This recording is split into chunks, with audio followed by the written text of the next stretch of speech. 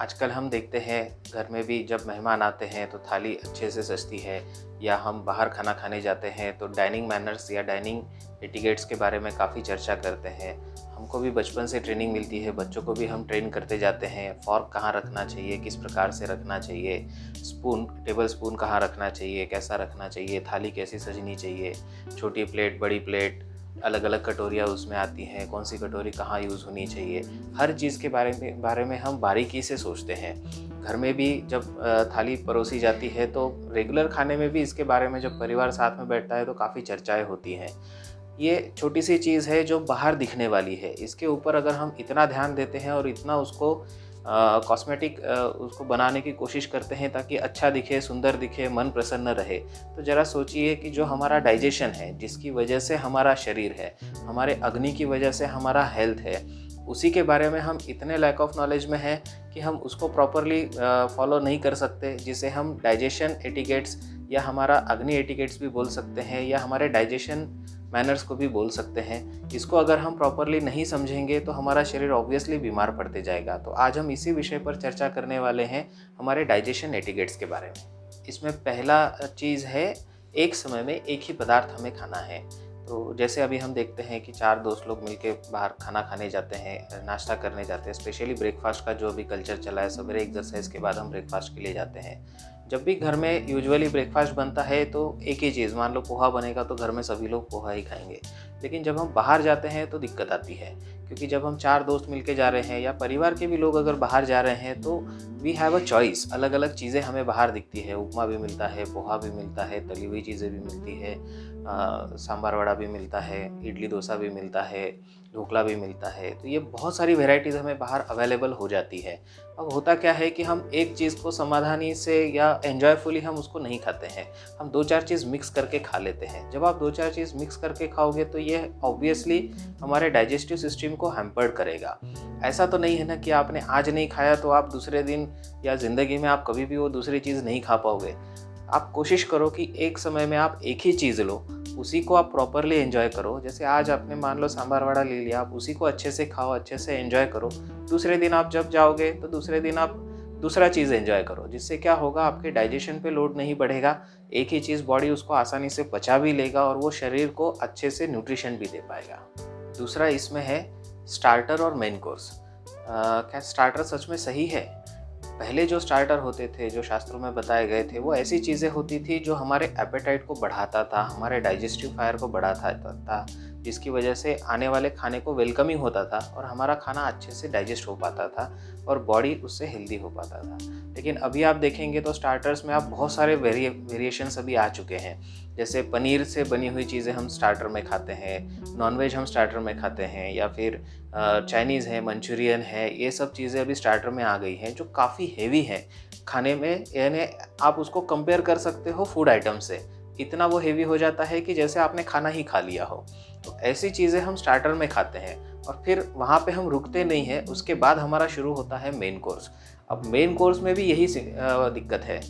हम एक बार में, जैसे आप बिरयानी ले रहे हो तो आप बिरयानी नहीं एंजॉय करोगे। हम बिरयानी भी लेंगे, नान भी लेंगे, सब्जियां भी लेंगे, पनीर भी लेंगे, वेजिटेबल्स भी लेंगे, बहुत सारी चीज़ें हम उसमें ऐड ऑन करते जाते हैं। लेकिन हम ये चीज़ भूल जाते हैं कि जैसे ये बन रहा है, खाना बन रहा है, तो चाइनीज़ अलग पद्धति से बनता है, साउथ इंडियन अलग पद्धति से बनता है ना। हर पदार्थ जो होता है वो उसमें अलग ग्रेन यूज़ होता है, अलग मसाले यूज़ होते हैं, अलग कंपोजिशंस यूज़ होता है, उसका बॉइलिंग पॉइंट अलग होता है, टेम्परेचर उसका वेरिएशंस होता है। तो इन सब वेरिएशंस की वजह से वो फूड पचाने के लिए बॉडी को अलग अलग प्रकार से अग्नि संस्कार करना पड़ता है, जिसका लोड इनडायरेक्टली और डायरेक्टली हमारे डाइजेशन पे ही पड़ने वाला है और हमारा डाइजेशन वीक होने वाला है। इसको समझने के लिए हम छोटे से एग्जांपल से समझते हैं कि शास्त्रों में जब भी सिखाया जाता है अग्नि, आयुर्वेद में, तो उसको कंपेयर किया गया है यज्ञ से या हवन कुंड से। तो जब भी हम कुछ खाते हैं तो जैसे ही हवन कुंड में हम आहुति देते हैं उस प्रकार से होता है। हवन कुंड में या यज्ञ कुंड में हम जब भी अग्नि प्रज्वलित करते हैं तो थोड़ी मात्रा में घी डालते हैं, थोड़ी मात्रा में हम उसमें समीधा डालते हैं, धीरे धीरे अग्नि को प्रज्वलित करते हैं, जिससे कि अग्नि अच्छे से प्रज्वलित हो और पूरा हमारा यज्ञ या हवन जो है वो संपन्न हो। उसी प्रकार से हमारा डाइजेशन होता है। थोड़ी थोड़ी मात्रा में डाइजेस्टिव चीज़ें या फूड आइटम्स थोड़ी थोड़ी मात्रा में या हमारे अग्नि के हिसाब से अगर हम डालते जा रहे हैं, जैसे मान लो आपने जस्ट अग्नि प्रज्वलित किया है और ऊपर से आपने एक पूरा कटोरी भर के समिधा उसमें डाल दिया तो अग्नि बुझ जाएगा। वैसे ही हमारा डाइजेस्टिव सिस्टम है, अग्नि थोड़ा ही प्रज्वलित हुआ है, उसमें हमने स्टार्टर डाल दिया, वो बहुत हेवी है, डाइजेशन वीक हो जाता है। डाइजेशन वीक है, थोड़ा थोड़ा अग्नि बढ़ने की कोशिश कर रहा है, हम उसमें मेन कोर्स डाल देते हैं तो हमारा डाइजेशन पूरा वीक हो जाता है। अब डाइजेशन पूरा वीक हो जाएगा तो ये खाया हुआ खाना पचेगा ही नहीं, वैसा का वैसा पेट में पड़ा रहेगा।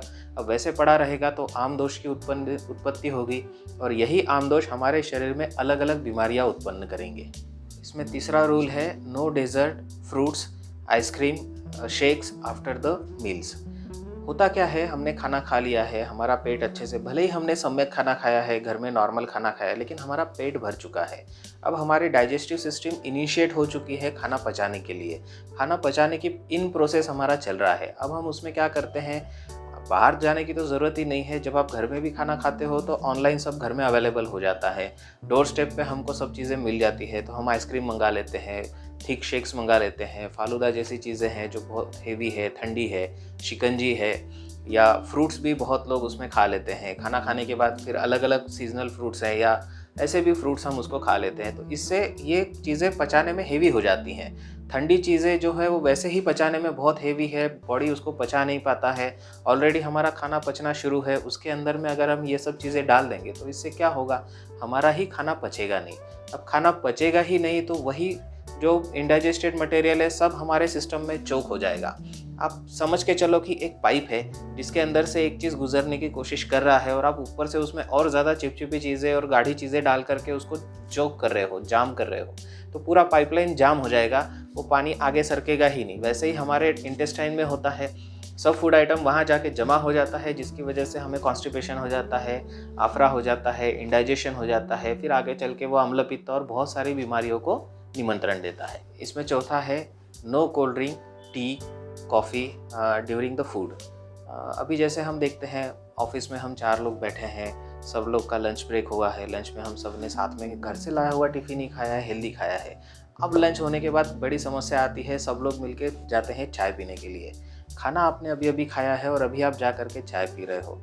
बहुत सी बार ऐसा होता है कि हम ऑफिस से घर आ रहे हैं, घर जाके हमको खाना खाना है, लेकिन हम साथ में चाय ले लेते हैं। चाय लेके घर पहुंचते 15-20 मिनट में, आधे घंटे में खाना खाने बैठ जाते हैं। अभी तो और भी अलग चीज़ें चालू हो गई है, इधर हम खाना खाने बैठते हैं, उधर कोल्ड ड्रिंक लेकर के बैठते हैं या चाय कॉफ़ी लेकर के बैठते हैं। तो ये जो ड्रिंक्स होते हैं ये वैसे भी हमारे डाइजेशन को थोड़ा सा हैम्पर्ड करते हैं, वीक करते हैं। और खाना खाने के समय या खाना खाने के बाद या खाने के तुरंत पहले अगर हम इन चीज़ों का सेवन करते हैं तो ये हमारे डाइजेशन को हैम्पर्ड करते हैं।